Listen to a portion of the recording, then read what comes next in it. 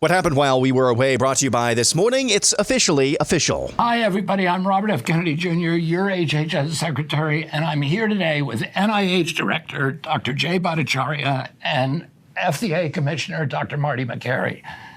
I couldn't be more pleased to announce that as of today, the COVID vaccine for healthy children and healthy pregnant women has been removed from the CDC recommended immunization schedule. So no more COVID jab recommendations officially for children and pregnant women. Meanwhile, according to independent journalist Catherine Herridge, the Biden administration labeled Americans who opposed the COVID-19 vaccination and mask mandates as domestic violent extremists, or DVEs. That's according to newly declassified intelligence records obtained by Herridge and others. The designation created an articulable purpose for FBI and other government agents to open an assessment of individuals, which is often the first step towards a formal investigation, according to a former FBI agent.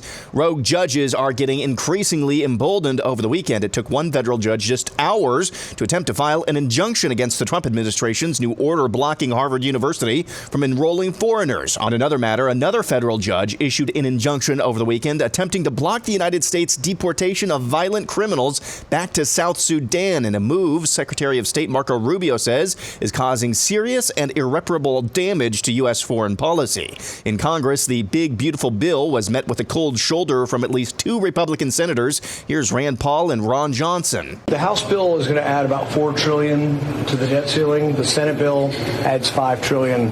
There's nothing fiscally conservative about expanding the debt ceiling more than we've ever done it. I'm concerned about my children, my grandchildren, and the fact that we are stealing from them.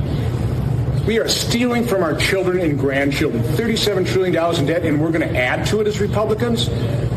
That is unacceptable. And that's why there's no way I'm going to vote for this bill in its current form. White House allies like Office of Management and Budget Director Russ Vought and Deputy Chief of Staff Stephen Miller have said explicitly there are a number of misconceptions about this bill, particularly as it pertains to the deficit and whether it actually increases spending. Elon Musk got an up-close glimpse over 5 months at the inner workings of the Republican Party and was asked recently if he's planning on doing any more political spending. I'm going to do a lot less in the future. And why is that? I think I've done enough. Is it because of blowback?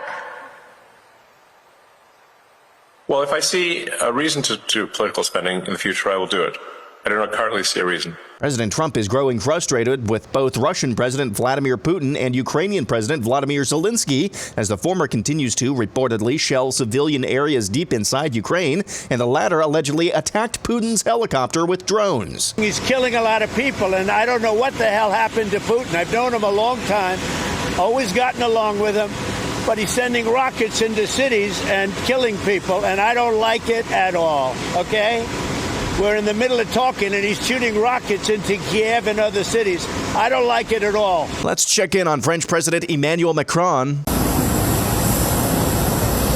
For those of you listening, Macron gets shoved in the face by his wife and elder by 25 years, Bridget, in full view of the international media during a trip to Vietnam. That's weird. Democrat leaders have reportedly dropped $20 million on a study examining the way young men communicate in an effort to win back a demographic they've been struggling with. According to the New York Times, the study is codenamed SAM, short for Speaking with American Men, a Strategic Plan, and promises investment to study the syntax, language, and content that gains attention and virality in these spaces. It recommends buying advertisements and video games, among other things. A memorandum associated with the study says, quote, above all, we must shift from a moralizing tone.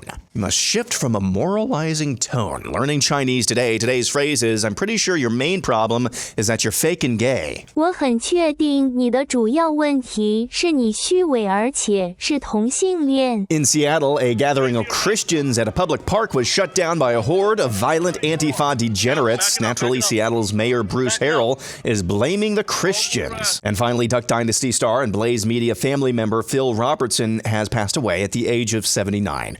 Robertson was a devout Christian and loving husband, father, and grandfather, and never missed an opportunity to share the gospel in interviews, speaking engagements, and otherwise. It's not long drawn out. You can get the information in a day. I did. I got it in about an hour. Bill Smith told me what the gospel was. Jesus dying, being buried, raised from the dead. I'm like, you can live forever? He said, you can live forever. I said, it's too good to be true. It's too good to be true. He said, it probably is too good for us, but it is true. I said, how in the world did I miss that? Phil Robertson finishing well at the age of 79. And that's what happened while we were away.